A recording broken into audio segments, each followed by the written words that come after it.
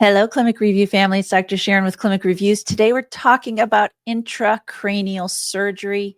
This follows on the heels of talking about increased intracranial pressure with my last video. They kind of fit together really well, so let's go ahead and talk about those.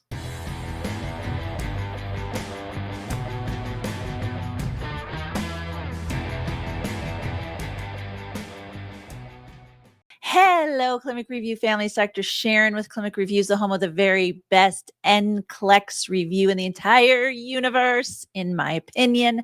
You know that this channel is a part of the greater Clinic Review organization that offers the very best Nclex review. Mark Klimek does that. He is the GOAT of Nclex reviews. You can go to clinicreviews.com to sign up for the 21 plus hour Nclex review taught by Mark. It's great. It's absolutely phenomenal. I don't make any money off of it, so I can tell you about it. This lecture is coming from the Blue Book. The Blue Book is published by Mark Klimek. Again, I don't get any money from the sale of the Blue Book. I just do the videos to go along with it. The Blue Book is a list of content that you have to know for the Nclex. So especially if you have graduated a while ago, if you graduated recently, I still recommend it. But if you graduated a while ago and you're like, what do I need to know? I recommend buying the Blue Book. It's not Nclex style questions. It's just content that you have to know. And these questions that I do here on the channel go along with that to test your knowledge. So if you have purchased the Blue Book and you have studied intracranial pressure or intracranial surgery, let's go ahead and test your knowledge on that. You know that this is a Nclex prep channel. So I don't do a lot of teaching specifically, or I teach as I go along. So let's go ahead and get started. Pre-op teaching for a supratentorial craniotomy should include which points? You will receive corticosteroids before surgery. Hair will be completely shaved the night before. You may need anticonvulsant medication. Expect to wear sequential compression devices. You must be NPO after midnight. An indwelling catheter will stay in for 14 days. All right, so you may say, I don't know what a supratentorial craniotomy is. All right, so if you don't know what a word means, what you do is you say, well, I'm not sure what that word means, so I'm going to answer this question based on what I know, not what I don't know. So let's just answer it based on what we know about craniotomy, okay? Craniotomy, which is going into the head, right? We're worried about intracranial pressure. We're worried about neurologic symptoms. What else could happen? They could have a seizure, right? We're messing around with the brain. We're worrying about brain swelling and so forth. So you will receive corticosteroids before surgery. You may not know this, but if you're guessing about it, you're worried about increased intracranial pressure, it seems like corticosteroids would help reduce that. So that certainly should be a maybe on your list. Hair will be completely shaved the night before. That's not true. They only shave the area that they're going to actually do the incisions.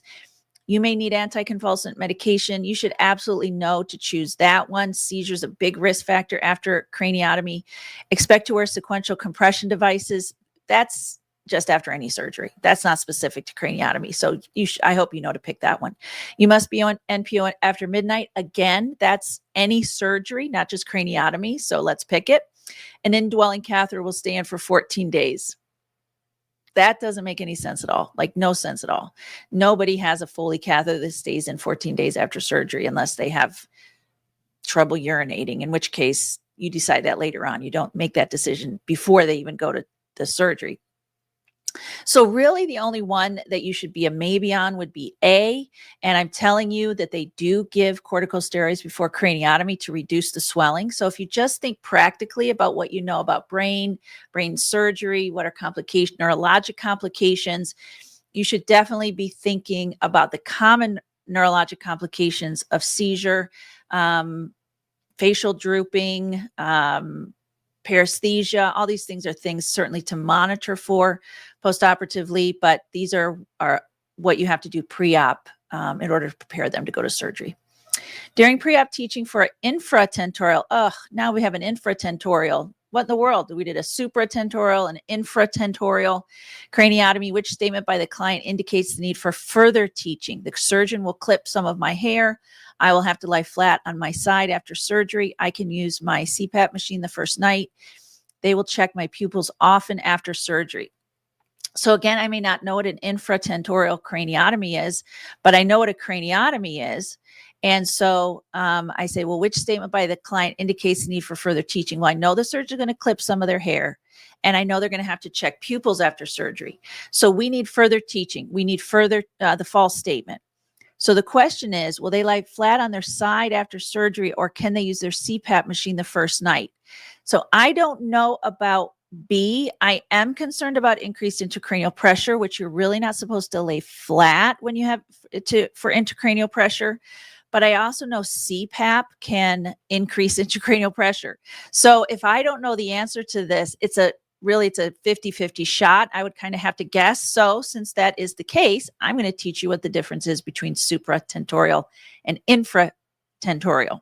Supratentorial, you can see there's a line there. If you look at the back of the head, there's a line right there. And above it says supratentorial and below it says infratentorial. So if they're going infratentorial, they're going down through the back of the head. Whereas if it's a supratentorial, they're going in through the top of the head.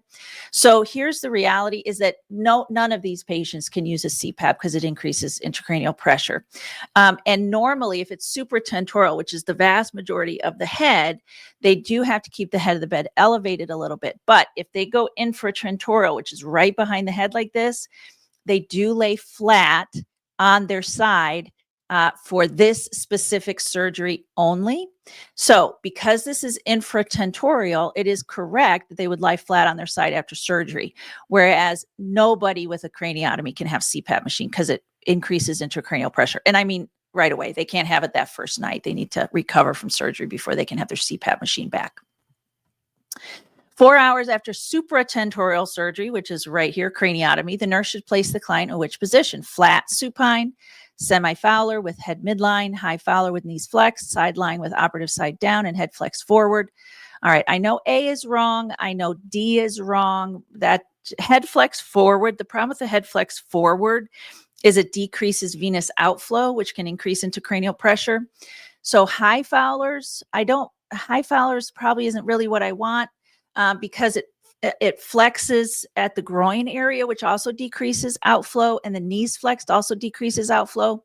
So actually semi-Fowlers with the head midline, the blue book says between 10 and 45 degrees is appropriate. High Fowlers is above 45 degrees.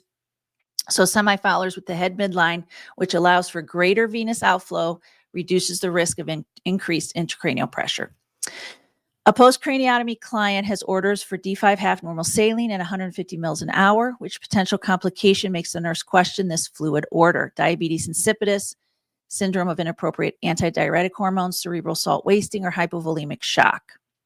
So if you study the blue book, you know risk factors post-craniotomy include meningitis and increased intracranial pressure. Those are two significant risk factors.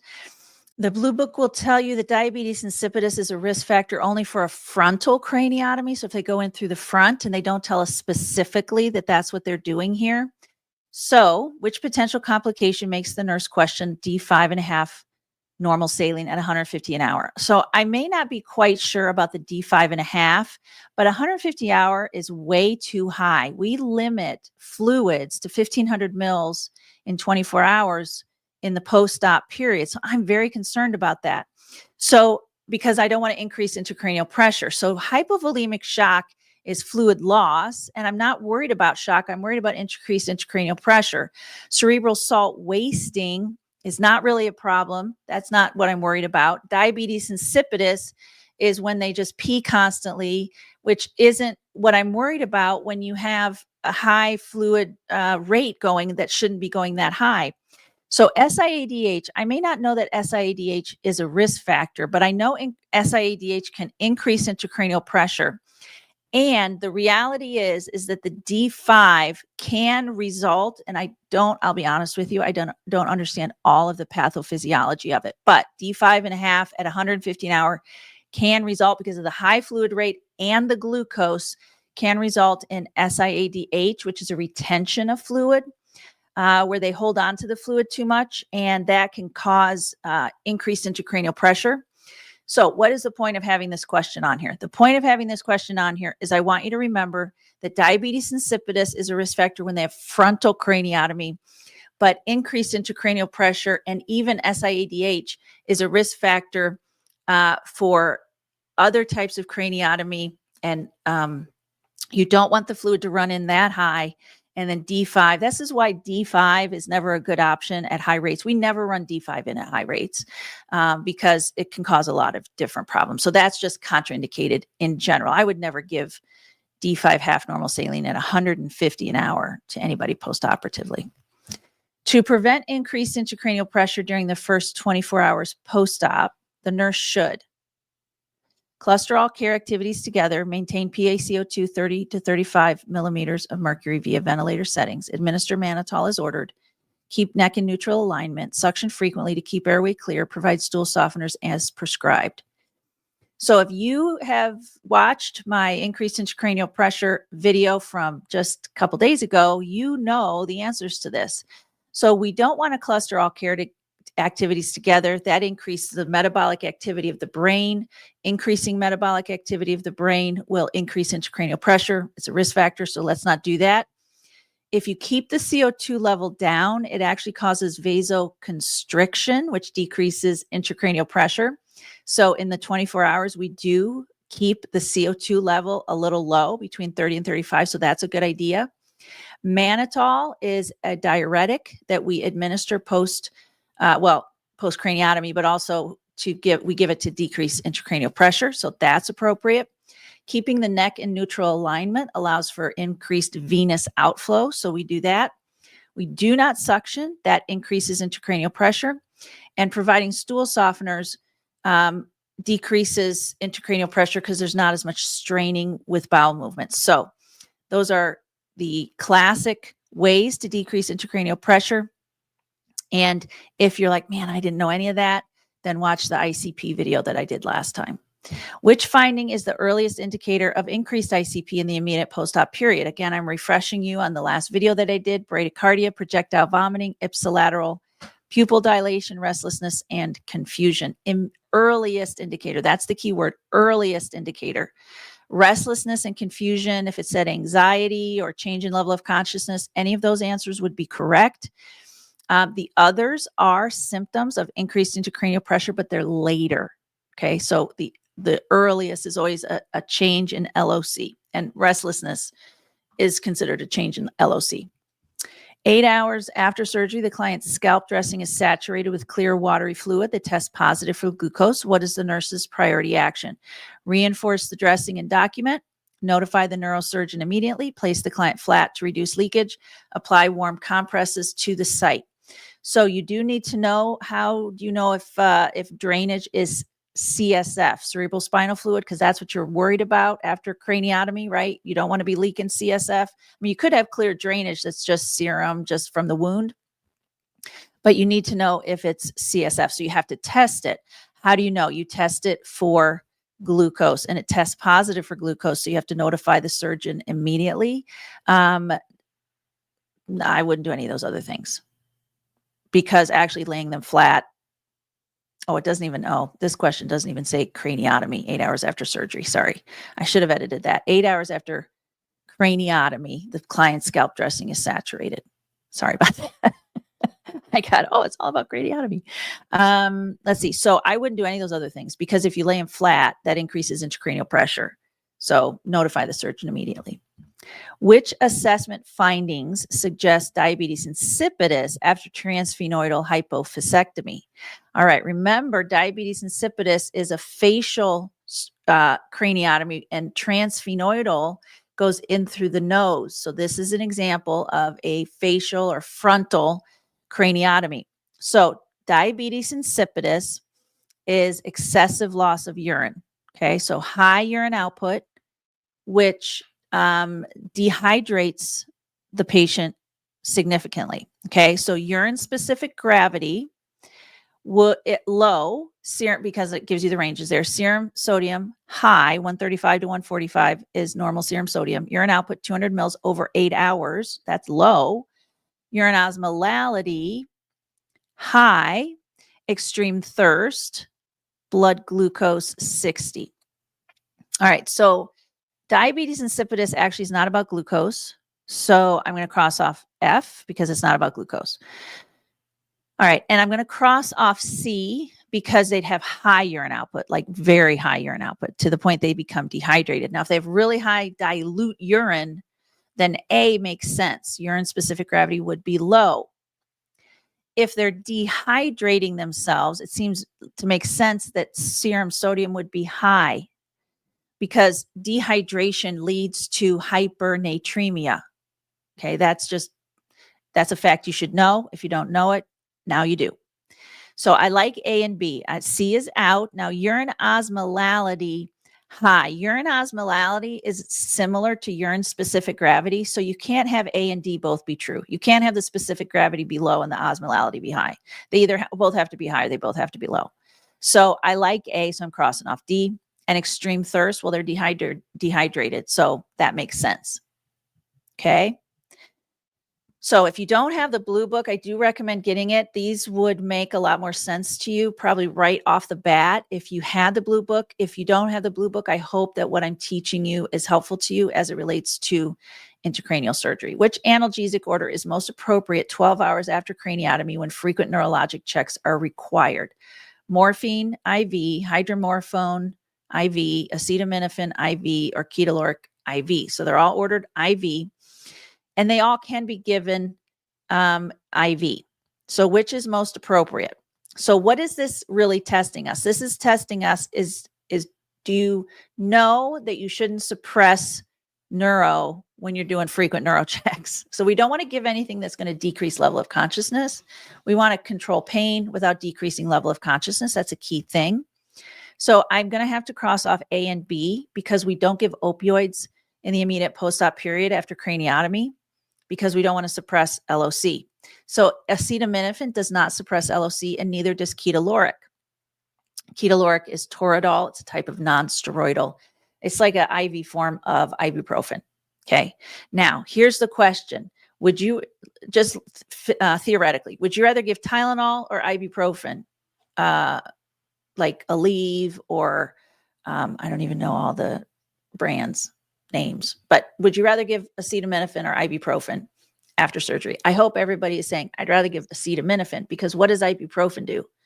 It increases bleeding risk. So we don't ever give ibuprofen immediately after surgery. In fact, it's contraindicated immediately after surgery. So I have to choose acetaminophen. And I would say, gosh, I've never given acetaminophen IV. And I haven't, but that would be an appropriate post-op. I'm not saying they're going to give it. This isn't saying what is your hospital order. This is saying, which do you understand that the others are contraindicated? Remember, the right answer is the right answer because of the other answers. You don't use Nclex style questions to study content.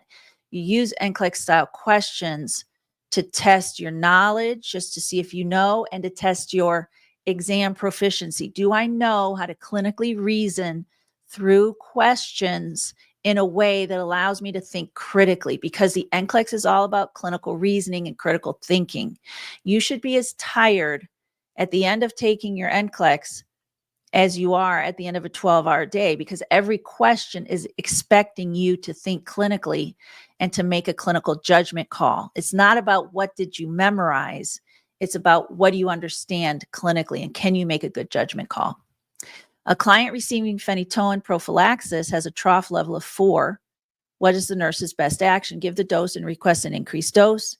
Hold the next dose and notify the provider. Administer the dose and document.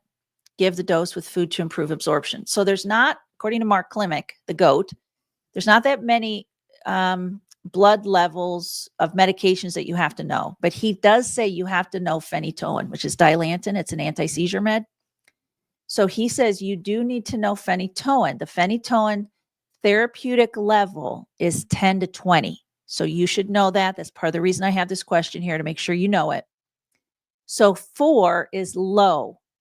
Okay, so the Dilantin level is low, phenytoin level is low. So are they at increased risk for seizure or decreased risk for seizure? If it's low, they're at increased risk for seizure. So I would want to give the dose and request an increased dose. That's what I want to do. Okay, now if it was 10 to 20 is the normal range. So if it was like 25, then I would hold the dose and notify the provider. If my level was between 10 and 20, then I would administer the dose and document. I would not give it with food to improve absorption. Giving anything with food does not improve absorption. Which intervention should the nurse perform first when the post-craniotomy client reports new onset calf pain? All right, what does new onset calf pain tell you? Post-operatively, particularly.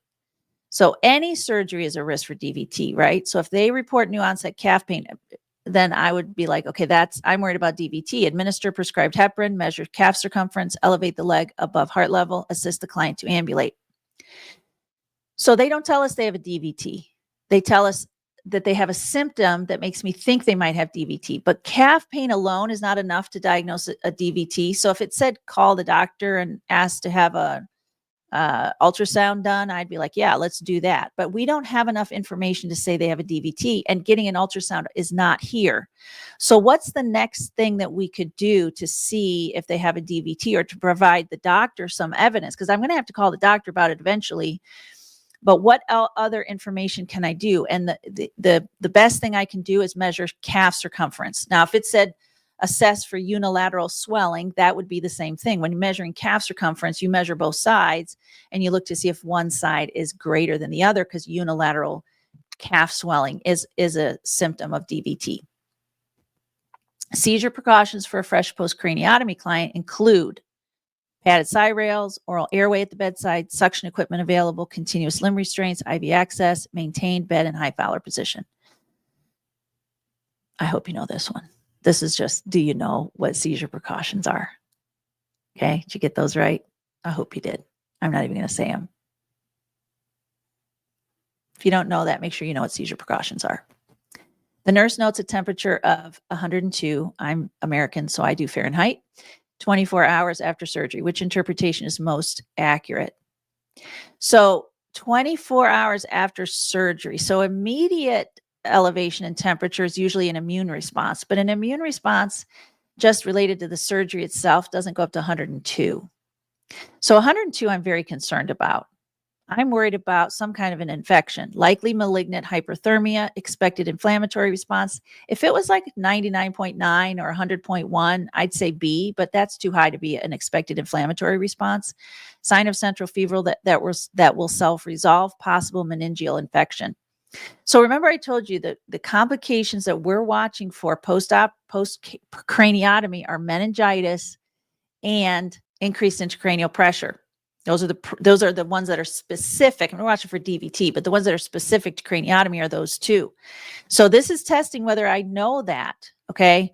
And I know meningitis is a risk factor, so I'm going to have to look for a possible meningeal infection. Which pain management orders would the nurse question post-craniotomy? Pain management orders: codeine, 30 milligrams, fentanyl, PCA, ketorolac, 60 milligrams, IM, acetaminophen, rectally, hydrocodone, acetaminophen, PO, gabapentin, PO. Post-craniotomy. So they can eat, they can swallow. So maybe, I mean, it doesn't say like when this is. So anytime post-craniotomy. So I'm not really worried about the route. And I don't know enough about doses to say the dose is wrong. And whenever it asks about questioning orders, it always means, could this cause harm? So we clarify orders that are written incorrectly.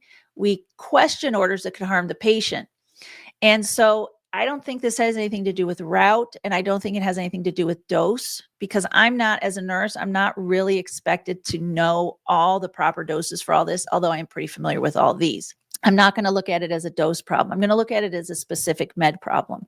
So is there any harm codeine could cause post-craniotomy? And the answer is no. It doesn't change level of consciousness. It doesn't increase bleeding. So codeine is fine. Fentanyl can change level of consciousness. So I don't want to give that. Ketorolac can increase bleeding risk. So I don't want to give that.